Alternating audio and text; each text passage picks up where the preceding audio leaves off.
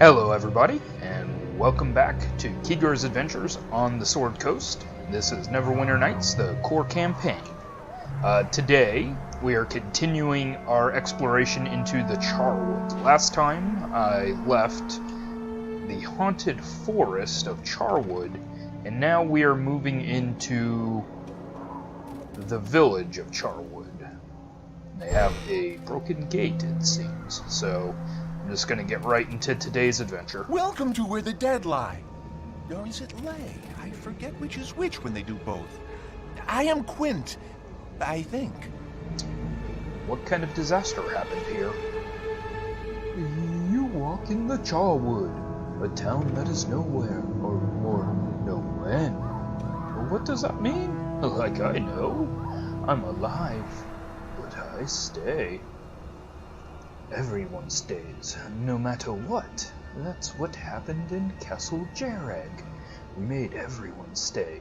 All for my brother, all for the children. Tell me about your brother. A brother, a monster, a lord, take your pick. All are right, and none are left. See, that was funny because Neverwinter. Carlet and I are lords of this place, but this place is nowhere, and our rule is nowhere. We sacrificed it all a long time ago. I seek a cult behind the plague in Neverwinter. A plague? Ah, a bane of the living. A plague would find no purchase here. Your cult? I don't know. Maybe. Could be. My brother was many things, and halves of things. He may have been in touch with this cult of sorts. But all that he touched dies, and all he didn't. Okay. Goodbye then. No, I'll see you again. I see everyone again. No one leaves. Not really. I stopped my brother Carlet. He stopped everyone. You'll see, I'm alive, you're alive, but you can't change Castle Jarag, and you can't change the dead. They never, ever listen. Okay. Well, it looks like there have been dead people around, so I'm going to search their bodies for useful items. If it would give me the option to actually take these people down and bury them, I think I would spend the time doing so. But it doesn't, so we're just going to strip them of their possessions, because as the dead, they don't really need it. And I can make better use of it. So, alright, so going in here, you can tell that there is something strange going on. The people around here give you vague answers to questions, and most of them don't have names, so I'm not really going to bother talking to them. The first place I always go is in here, which is, I believe, an inn. It always looks like it's set up like an inn. Yep, Charwood Inn. Alright. And we have a man running away from us. So let's talk to him. Well met. What? Who are you? One of those vacuous automatons? You may as well be dead. All of you. Soon your endless story won't matter. Settle down. What are you talking about? Oh no. I'm not talking to more of you. I know what you are. I kill you, and then you're back. It never ends. See, you tell your sorry tale to me, but then you'll forget it. Why? You're not here! What do you mean I'm not here? Why am I even talking to you? You aren't here, they aren't here, and I'm beginning to wonder about myself. What about me? Am I here? I seek a cult responsible for plague in Neverwinter. You seek a cult? Plague in Neverwinter? That's recent news. It's news from the outside. I know about that. You know about that? No, it can't be. It's a trick. I know all about it, but I'm not telling you anything. It's mine. My secret. Look, it's important that you tell me. What does it matter if I tell a ghost? You'll forget it before I'm even halfway done telling it. Duster and the Plague were just the start of things. The Cult of the Eye has bigger goals. I should know. They sent me here to look for something. Where's the cult based? Who's in charge? We follow the Great One, Mogrim, at the heart of Luskin. Even he is but a vessel for powers more ancient. There, I've told you. Now it's time I've killed you. Ghost, again and again and again. I'll be good training for what is to come. And then he attacks me. Well, he casts an invisibility spell, but he intends to hurt me, so we're going to take him out. And we'll just smack on him until he falls. There we go. Now, as he said, he was a member of the cult, so he drops a magic scabbard, which will be sold, and a cultist journal, which we can show to Erebeth and continue our quest.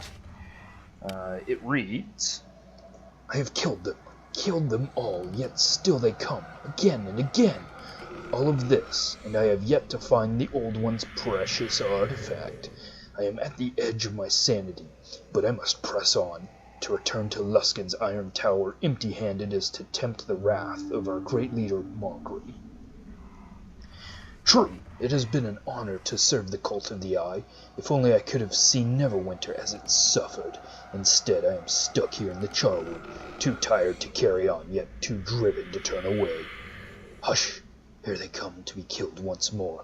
The longer I stay here, the more I become like them, it seems. I doubt I'll ever see my home again. Alright, so that basically confirms the other information that we found, that the cult is based in Luskin. So once we finish clearing out the area, we'll take that information as well as the rest of the information back to Erebeth, and that'll get us through the chapter. Okay, second thing we need to do is get through these gates up here, and there is a guard. Talking to the guard is kind of useless, and he'll tell you to come back here and talk to Mayor Mobley, so I'm going to go talk to him.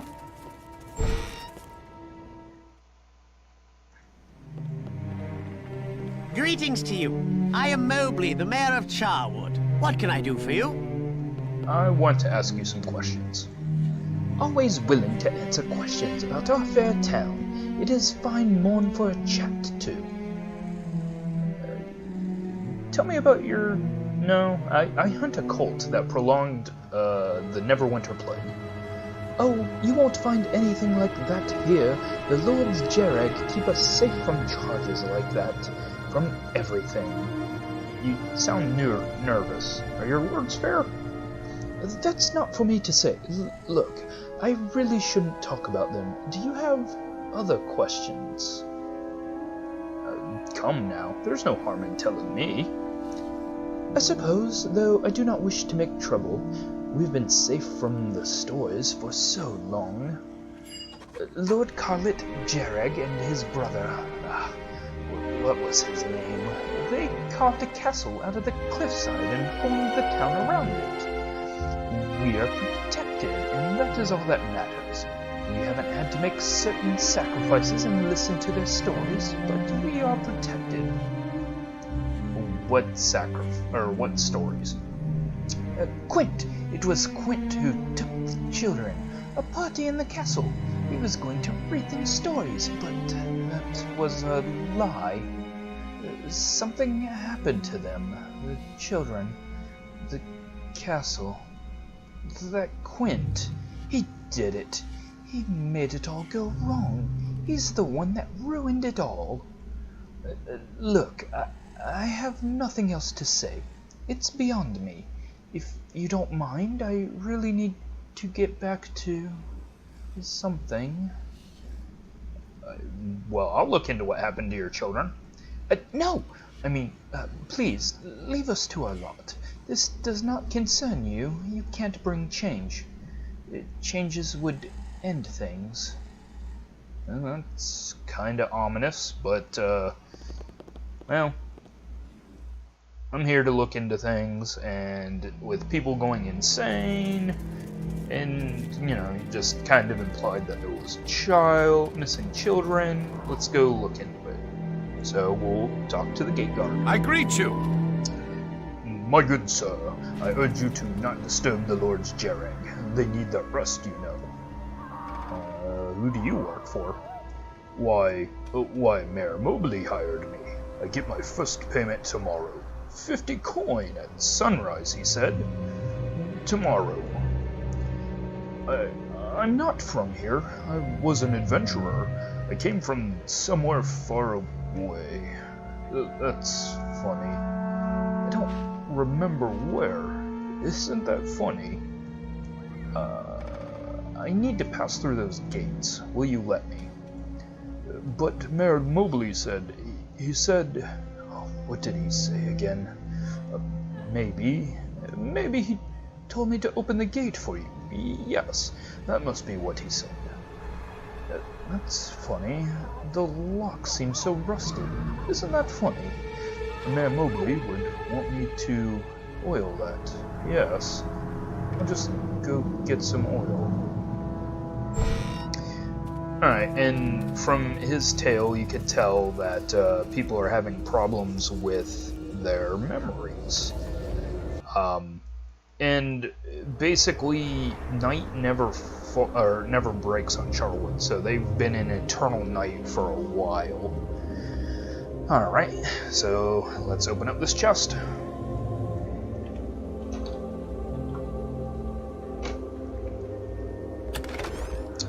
Okay, so there's a key and a note. Written in a strange but delicate hand, this note was found alongside a key in the foyer of Castle Jareg. It appears to be a riddle of some sort and reads as follows. The three paths of justice. Wary must be the judge, and straight his course, for his one hand is burnt by the fire of treachery, and his other chilled by the ghosts of vengeance. The true path of justice lies with the heart and head, for only with reason can he determine the truth, and only with compassion can he know its consequences. Alright, well, that's a pretty simple riddle. We're given 3 doors, left, right, and center. The note said that one side is fire. I think if you go through this side, you'll have to fight a bunch of fire elementals. If you go through this side, you'll have to fight the apparitions, which are undead. So we'll just go this way. And this brings you into contact with no creatures, but a bunch of chests with stuff in them. So let me go ahead and collect all the stuff in the room. Yep, there's a trap there, so we'll let Tommy open that up. Ah, it's done. Another set of potions. Oh, we've got a good number of potions now, so that's pretty good for what's coming up. The dungeon that we're in is going to be kind of a tough one. Okay, that one's also trapped, so let's just undo the trap. And unlock it. Okay, and there we go. And then I'll proceed forward. This final chest has a Rod of Terror, which I will turn into gold because I do not use Rods of Terror. And another letter in a strange hand. This note was found in the central passage of Castle Jareg's main floor. It congratulates you in its graceful scrawl. Straight is the path of true justice, and narrow are its ways, though no choice is free of consequence. You have chosen wisely and earned your due reward. Remember this lesson when it comes time to judge. Okay. And a creature full of exposition. But she looks like an air elemental, but she's not attacking us, so it's okay if we talk to her. Greetings, Judge, and welcome to the Castle Jareg. I hope you have learned your lessons well. Did you write those notes in those chests? No, not I, my child. The notes you speak of were placed there long ago by Lathander, god of the dawn, in anticipation of your coming. Long ago did the crime take place, and so great were its consequences that Lathander himself felt unfit to stand in judgment over those accused. Tell me more? It was a mortal crime, requiring a mortal as its judge, so it was that this castle and its village were placed beyond the weave of time, awaiting your arrival. The accused are confined in the towers beyond the north door. They are known as the Brothers Jareg, Carlet in the west tower, and Quint within the east. Go on. You must learn from them the nature of the crime, and from them obtain their written oath. When both oaths are in my hands, I shall hear your judgment. Here now, this key shall open the north door, revealing stairs to their 2 towers. Show wisdom, Judge, and compassion for us all. Very well. I shall return to you with the oaths. Then go into the night, dear Judge, and find the dawn we have awaited for so long. Alright, so basically we have to investigate a crime and then judge who is guilty of that crime. If we go up this way, that is Carlet, and his tower, like the area back here, is full of fire elementals and other things that have to do with fire. And this is Quint's room, and his has a bunch of undead creatures in it. Now you can do either tower in any order because you need to get both oaths, but I'm going to do Quint's tower first because it'll save me a little bit of time having to backtrack up Carlet's tower for certain reasons that you'll see in the coming episodes. So, yep. With that, I'm going to talk to Tommy and continue his story from before, and then we'll call it an episode. So, here's the last bit of exposition for today. Eh? What can Tommy do for you? I just want to talk. Oh? What did you have in mind, my lord? I'd like you to continue your story from before, Tommy. Righto. I was telling you about Sammy's big plan to ruin old Tommy, wasn't I? Ah, yes. So, Sammy concocts this plan to have little Tommy thrown in prison, just like he'd been. He was going to steal the most fabulous gem in Kalimshan, and I was to take the blame for it. If he could steal it, wouldn't that make him famous? I didn't say that Sammy was the smartest halfling on the block. In his mind, having me stuck in a Kalimshite prison and ravaged daily by burly convict cellmates was worth almost any price. Ah, Sammy. Maybe he still resented my stealing both of his lady friends. Actually, I stole his wife, too. Nah, that was years and years before. Anyway, since Sammy wasn't so skilled, he had to get some help. Ended up leveraging himself to a rather nasty elf by the name of Rhaegar. Rhaegar was good.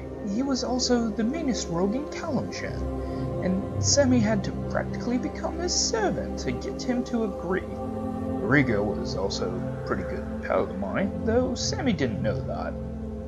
The thing was, he'd already been planning to heist that jewel himself all along.